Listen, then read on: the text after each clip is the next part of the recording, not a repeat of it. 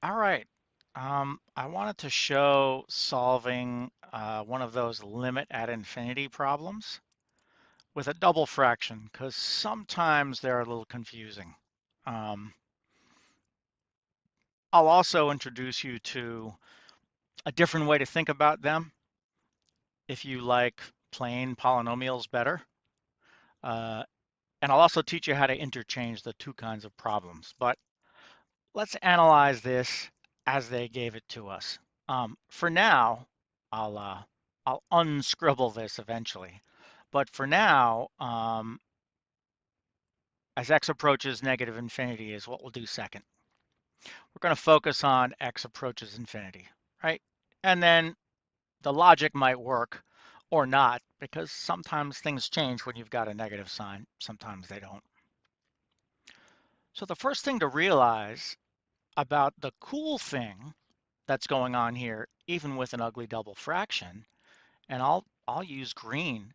That -5 does not change no matter what x is. And the same with that positive 6. The -5 and the 6 remain fixed. They don't vary with x.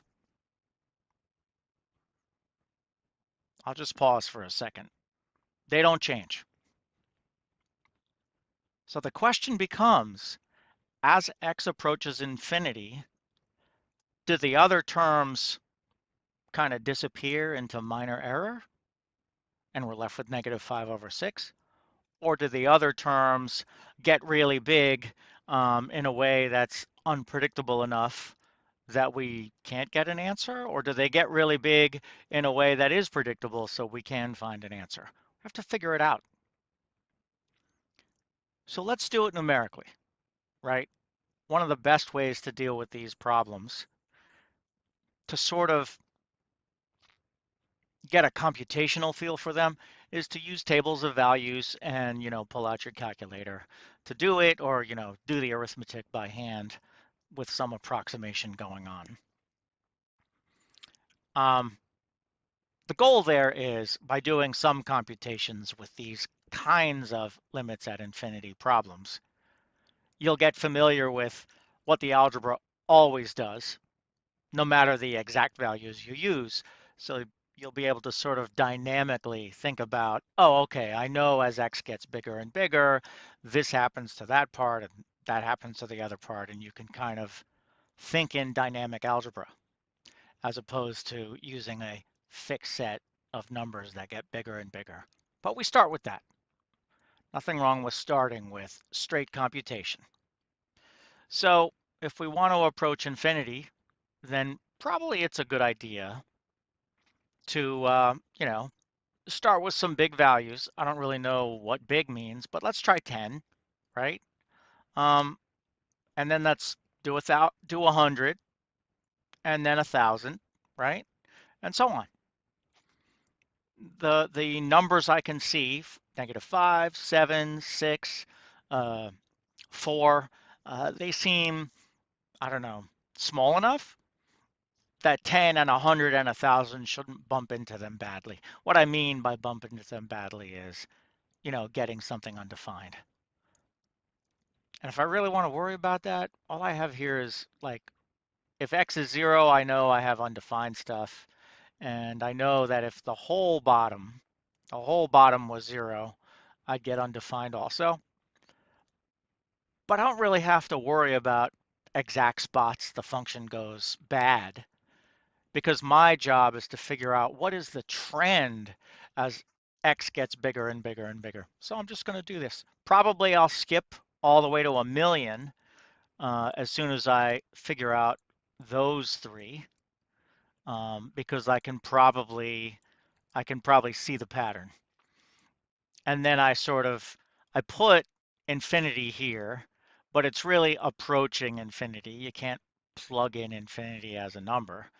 But we'll see a trend, or we won't see a trend. If there's a trend, then we'll answer with the end of the trend. This is all arithmetic then, right? You plug in 10, look at this, -5 plus 7/10. That's the top. And the bottom of the fraction, that's 6 minus 4/100ths. Now, you know, since you've got a calculator in front of you, you could have used any numbers you want. I used powers of 10 because I noticed, oh yeah, that'll give me decimal approximations pretty easily. So when I use my calculator, what I want to do is actually show it to you in 2 steps. You'll see why in a moment. When I take -5 and add 7/10, I get -4.3. And when I take 6, +6, and I subtract 4/100ths, I get 5.96.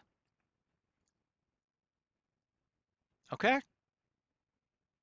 That's pretty close. 5.96 is close to 6. Not, there's only a 4% error. Close to 6 there. This is not very close to anything in particular. So when I use my calculator, right, I'm not actually going to punch it in. I'm just going to tell you it's right. So just allow me to go, it's approximately, right? It's approximately -0.7.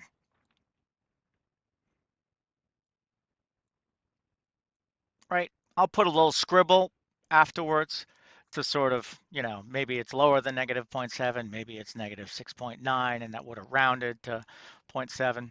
Right? I'm estimating. You can just jam that into your calculator, get the answer. Boom, there you are. Next, let's see what's going on. The -5 stays the same, but now when we use 100, it's +7 over 100. Huh. Hundredths is a lot smaller than units. Why don't we convert the top right now while it's on our mind? -5 +7/100ths. -4.93. That's quite close to -5. Now what about the bottom? 6 minus 4 over, well, now it's 100 squared, so that's that's 2 zeros plus 2 more zeros, 100 times 100. Yikes, 10,000. So, wow. I mean, look at this. This bottom of the fraction is very, very close to 6. It's a little bit smaller because we subtracted something very small, 5 point. Hopefully I don't have the right, I have the right number of nines, tenths, hundredths, thousandths, 100,000ths. I believe that's the answer. This one is very, very close to 6. Very close to 6. This one is reasonably close to -5, right? It's a little smaller than -5. The bottom is a little, sorry, the top is a little bigger than -5. The bottom is a little smaller than 6. So we're going to get something close to -5/6. Not quite there. The top is closer to 0. The bottom is also closer to 0. Again, if you use your calculator,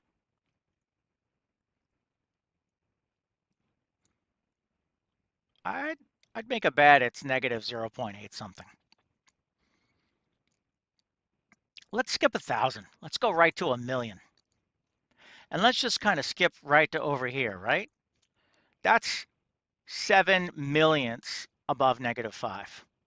-4.10ths, hundredths, thousandths, 10,000ths, 100,000ths, millions.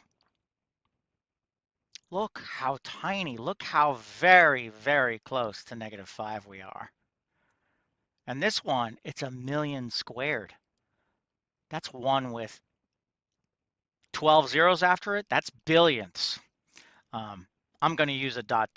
pretty soon, but right, plus, right? It's positive. 5.999 9. All right, I'll be annoying. I'll write out all 11 of the 9s. Oh, I'm getting bored already. 11 of the 9s, and then there's like what? We've lost 4, so there's a 6 at the end, right? This is really, really close to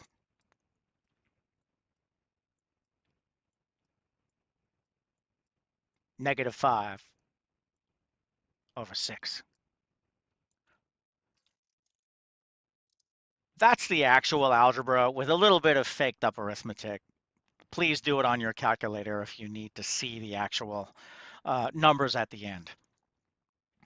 Um, you'd have to kind of recognize that -0.833333 repeating would match a -5.6. On a multiple choice, you could probably reverse engineer that. It's kind of unfortunate that you get decimal answers all the time if you're using a calculator. But here's the point.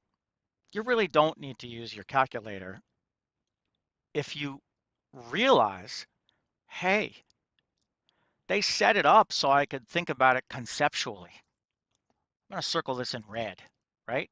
They set it up so that the x approaches infinity was underneath a number. They set it up so that it was clear 7 over x, as x gets bigger and bigger and bigger, gets smaller and smaller and smaller. So that term right there shrinks to nearly nothing as we take the limit as x approaches infinity. And the same thing goes on here. This x squared gets larger even faster, right? See how fast? All those 9s, more 9s, and again, a 9 there, really close to 6 even at the beginning. So this one, that little term, constant divided by a bigger and bigger and bigger number, that goes to 0 even faster than the top one. We don't really care how fast they go to 0, we just care that they each go to 0. So go to 0. They turn into very, very small values as x grows large, which really means that the top is very, very close to -5. The bottom is very, very, very, very close to 6. So as x grows larger, the answer gets closer and closer, right? In other words, we could have just, at the green phase, we could have realized, oh, x getting bigger and bigger makes that drop out to 0, and that drop out to 0. And the final answer is just -5 over -6, right? So now you can dynamically think about algebra. You didn't need to do the table. You just needed to realize that if you plug numbers in conceptually without knowing the exact numbers, you know that that 7 over x term shrinks smaller and smaller, and that -4 over x squared term shrinks smaller and smaller. So in the overall computation, double fraction or not, they don't matter. Something near very near -5 over something very near 6 is -5.6. There you are. That is the beautiful, quick way to solve it. Don't focus on the double fraction. Focus on the fact that, hey, this is written in such a way that as x grows big, that term gets tiny. And if both terms get tiny and I've got stuff left over, then they just turn into minuscule errors. And the errors will keep shrinking, so the answer is -5.6.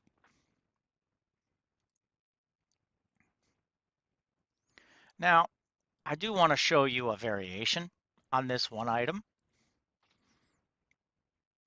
What if, and I'm just saying what if, they're not always going to show it to you. What if instead of this, I'll cross it off in red. What if instead of this, right? What if instead of this, they started you out with just a plain old polynomial, right? What if it was -5 x squared plus 7x on the top, and it was 6x squared minus 4 on the bottom. Polynomial over a polynomial. We'll take a look at that polynomial over a polynomial, and let's apply the idea of dynamic algebra. Let's not do computations, but let's do thinking. So immediately, 10? I don't know if I like 10. Let's try something bigger. Let's do 100. Let's think about 100. When you square 100, you get 10,000. So this top is negative 50,000.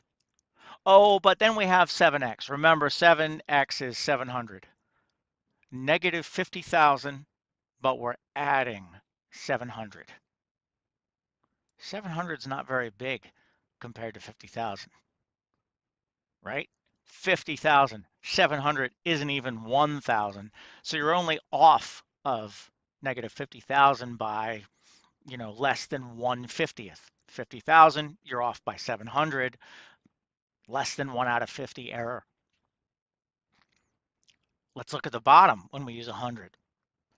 6x squared is 60,000. Oh, but we have the minus 4, right? We got to deal with the minus 4. Wait a second. 60,000 compared to the number 4? I mean, forget the 6 and the 4, right? That's some number of 10,000s versus a few units, right? That's somewhere in the range of, some number of units per 10,000. That's a very small error.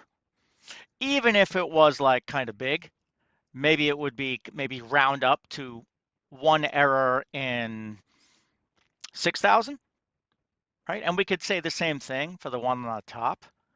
Maybe the 7 compared to the x being 100, right? We said one error in 50.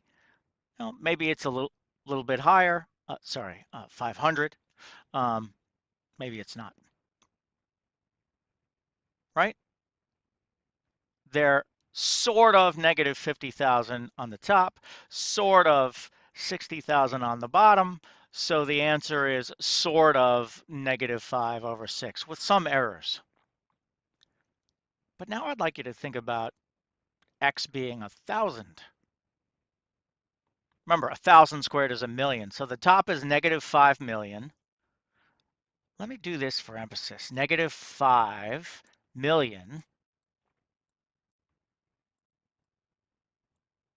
right? And then the second term is plus, it's just 7,000. Look at that. What's the amount of error there, right? 5 million versus 7,000. Let's forget about the 5 and the 7. Let's just say some millions and some thousands. Thousands are a tiny portion of a million. Thousands are only like, 1,000th of a million. So the error here can be measured. The error is on the order of, I'm off by 1,000th.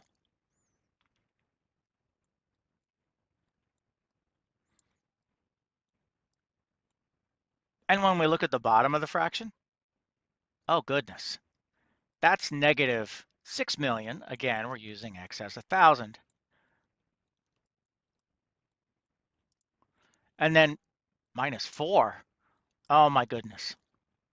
Again, let's kind of blur our eyes at the 6 and the 4, right? Kind of like we kind of ignored the 5 and the 7 and just go, if they were roughly the same number of millions versus units, well, the error, again, the error, well, this is units against millionths. So the error is around 1/1,000,000th. Basically, what we've got here is the top is no more than 1 out of 1,000 away from negative 5 million. And the bottom is no more than 1 out of a million away from 6 million. So basically we're looking at negative 5 million over 6 million with a tiny bit of error, smaller error than when we thought about putting in 100. That's the point. Those errors keep shrinking in proportion to the big number, the bigger the x we put in. Some people really like saying that to themselves. The highest degree in a polynomial is the only one that matters when we have infinite limits. Negative infinity counts too. It's the only one that matters if we have two polynomials. Just the highest term. This one just shrinks to error, and right, anything of lower degree that's counted in x's, that's counted in x squared. What happens if you plug in a billion? Well, that's 7 billion, which seems big, but over here is 5 with 18 zeros after it. Billion, trillion, quadrillion, quintillion. Negative 5 quintillion is nearly a billion times larger than 7 billion. So the error keeps shrinking. And the same thing here, except it's even worse. That's error, and those errors, because as x grows larger, the errors shrink, those errors essentially shrink to insignificance compared to the large terms. And then after we see that, we go, oh, the large terms can cancel out. It was 5 million over 6 million, 5 billion over 6 billion, 5 quadrillion over 6 quadrillion, and teeny, teeny, tiny errors to the side. So you can see that the x squared and the x squared are almost exactly, they're exactly the same. And the final answer is off by that tiny little error. It's the same thing as the green approach, right? Look at what they did. They made the negative 5 show up, and they made the 6 show up. All they did to the original was they divided by that highest degree that they saw anywhere. They divided by the highest degree that they saw anywhere. They divided every single term equally by x squared. That's the only way you can get away with dividing by something in any kind of fraction or expression, right? Divide the top by x squared, that means both terms get divided by x squared.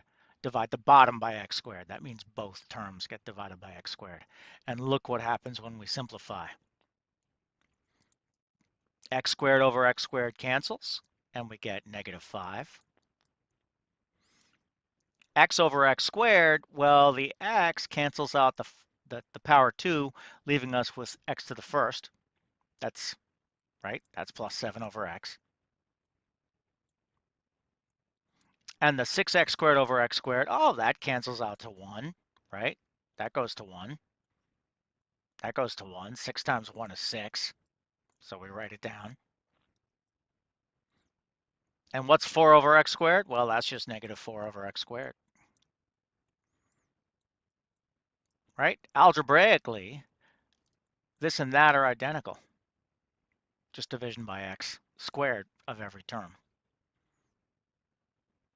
Some people like to look at this and go, I quickly see when x gets big, that term goes to 0. And when x gets big, that term gets to 0.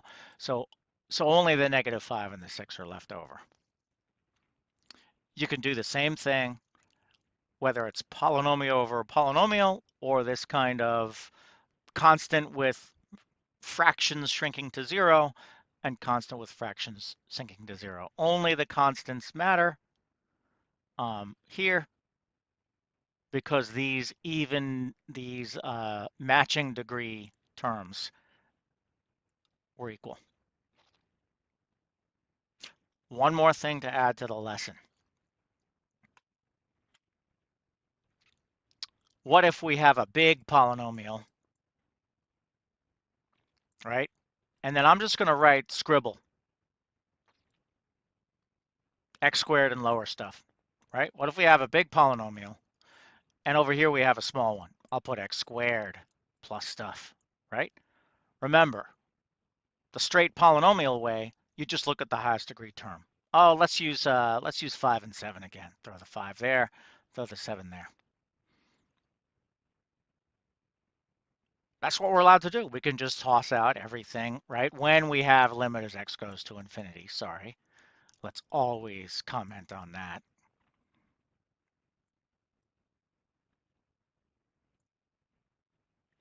So let's think about it. All of these terms, x squared and lower, shrink to near nothingness when you make x large, because everything is x squared or lower, and this is x cubed, right? Plug in 1,000, you got 5 billion. And then you got things in millions and thousands, right? Millions and thousands are nearly nothing compared to billions. And then try x is a million, right? Oh my gosh, x cubed, a million cubed, that's x with, what is it? 18 zeros after it. Yikes. I think that was quadrillions. Oh, the rest of it shrinks to zero, right? This stuff shrinks to zero compared to the first term. And the same exact reasoning down here, this stuff shrinks to zero compared to the first term. So this is approximately 5x squared, sorry, 5x cubed over 7x squared. But then you go, oh, x is not zero, x is a positive number, and x cubed cancels with x squared. So you get 5x over 7. You can think of this, I'll just rewrite it a little bit. It's 5/7 of x, but x is going to infinity. 5/7 of x? Well, I mean, you take 5/7 of infinity, you get infinity. Doesn't matter what you multiply, what number you multiply infinity by, you still get infinity. There are some exceptions to the rule, like 0, you don't get anything computable, but this is just a little scaling of infinity. Well, you're scaling something infinitely far away, you stay infinitely far away. So you can say, right, they told us we're allowed to say, right, plus infinity, right?